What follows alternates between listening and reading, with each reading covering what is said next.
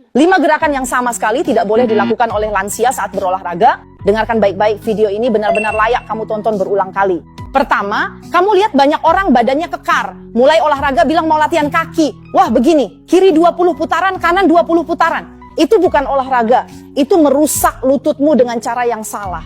Kita harus tahu fungsi lutut kita. Lutut hanya bisa ditekuk dan diluruskan, tidak bisa berputar.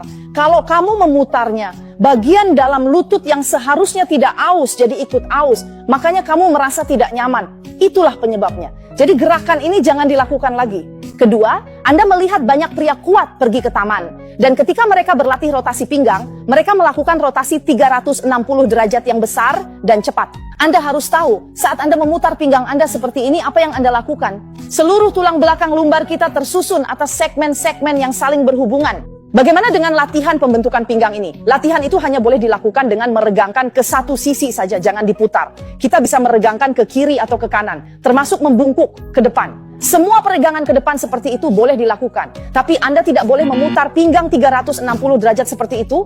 Anda hanya akan membebani pinggang Anda. Jadi setelah tahu ini, jangan lakukan gerakan itu lagi. Yang ketiga juga sering kita temui, yaitu leher kita. Aduh, begitu merasa di sini tidak nyaman, langsung diputar-putar, bunyi krek-krek, diputar dengan cepat pula. Ada juga yang memutar leher dengan sangat kuat, sampai bunyi krek-krek keras. Perlu kamu tahu, saat kamu memutar leher, apakah kamu bisa mendengar suara seperti gesekan di dalamnya? Kalau ada, itu adalah suara gesekan antar ruas tulang lehermu. Bayangkan, tulang leher kita terdiri dari 7 ruas saling terhubung dan setiap ruas memiliki ruang tetap. Jika kamu terus menggesek dan memutarnya, keausan di dalamnya akan semakin parah. Pikirkan, apakah lehermu masih bisa sehat?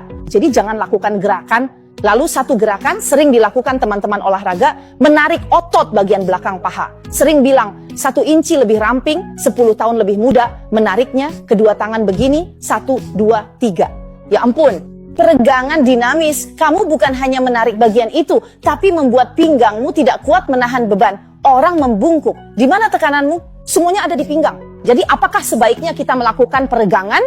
Memperhatikan metode peregangan. Bagaimana peregangan dilakukan? Ayo berdirilah dengan kaki seperti ini, lalu perlahan-lahan gunakan tanganmu untuk merenggangkan tubuh di sepanjang kakimu. Berhentilah pada sudut ini dan rasakan peregangan di punggung. Apa namanya? Peregangan statis. Anda bertahan pada sudut ini selama 20 detik, 30 detik, atau 1 menit, lalu perlahan berdiri lagi. Pada saat ini, tekanan pada semua orang berkurang. Hanya dengan melakukan peregangan seperti ini, Anda dapat benar-benar melakukan peregangan tanpa membahayakan tubuh. Apa poin kelima? Ini adalah pembentukan kesadaran otot. Banyak dari kita, terutama teman-teman yang bertubuh kuat, saat belanja di supermarket, membeli beras, tepung, atau minyak, langsung membungkuk dan mengangkatnya begitu saja. Coba lihat gerakan ini. Di mana posisi pinggangmu? Pinggangmu sepenuhnya membungkuk. Semua beban dan gaya gravitasi ada di mana? Semuanya ada di pinggangmu. Coba pikirkan. Kalau kamu tidak hati-hati dan salah gerak, bukankah kamu malah rugi sendiri? Jadi ketika kita sudah mencapai usia tertentu, kita harus meningkatkan kesadaran otot ini. Jika kita ingin mengangkat benda berat, apa yang harus kita lakukan terlebih dahulu dengan tubuh kita?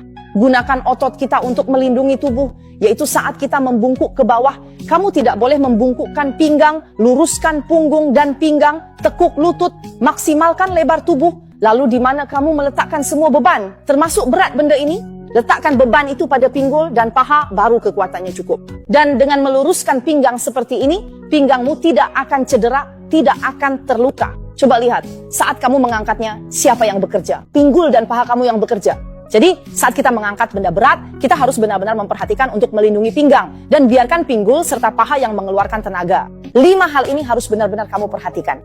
Bagi teman-teman bertubuh besar seperti kita, ini sangat berguna. Tentu saja, semua ini kesimpulan saya selama 28 tahun di bidang ini, dan saya harap bisa membantu kalian semua.